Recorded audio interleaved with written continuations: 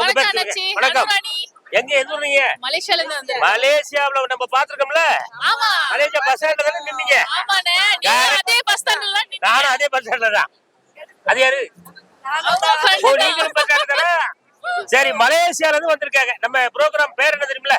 தெரியாது. சொல்லுங்கன்னு வெல்லுங்க. ஓகே, என்ன சொல்லணும்? சொல்லுங்கண்ணே வெல்லுங்க. கரெக்ட்டா சொல்லிட்டீங்களே. அதுக்காகவே உங்களுக்கு ஒரு பரிசு கொடுக்கலாம். ஆனா பரிசு எடுத்து வரலையோ? கடன் ஏதாவது கடன் வாங்கியாவது கொடுக்கலாம்.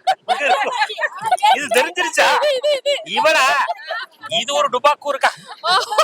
ஆமா, நீங்க சொல்லுங்க. எல்லாமே டுபாக்கூர் தான். நீங்க சொல்லுங்க. அதாவது நியாயமா யார்கிட்ட போய் கடன் கேட்டா தரமாட்டேங்க.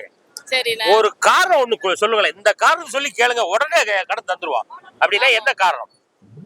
என்ன காரணம்? இன்னைக்கு போட்டா நாளைக்கு டபுளா கொடுப்பேன்னு சொல்லிட்டு வாங்க வேண்டியது. அப்படி கேட்டுருவேன். அதாவது நீ 50,000 கொடுத்தீங்கன்னா நாளைக்கு 1,00,000 திருப்பி தரேன்டா மச்சான் அப்படின்னு சொல்லணும். அப்படிதானே? நாளைக்கு வந்து வேற ஓடிடணும். நாளைக்கு ஓடிடணுமா? ஓடிடணும். அவர் பார்க்கவே கூடாது. சொல்லி 50 வாங்கின உடனே திரும்பி பார்க்காம உன்னால எவ்வளவு தூரம் ஓட முடியுமோ ஓடிடணும். மலேசியா வரைக்கும் ஓட முடிஞ்சா கூட ஓடும். என்னமா? ஆமாண்ணே. அருமையான ஐடியா. ஆமா, மலேசியா எல்லாரும் கேட்டதா சொல்லுங்க. நன்றி, வணக்கம்.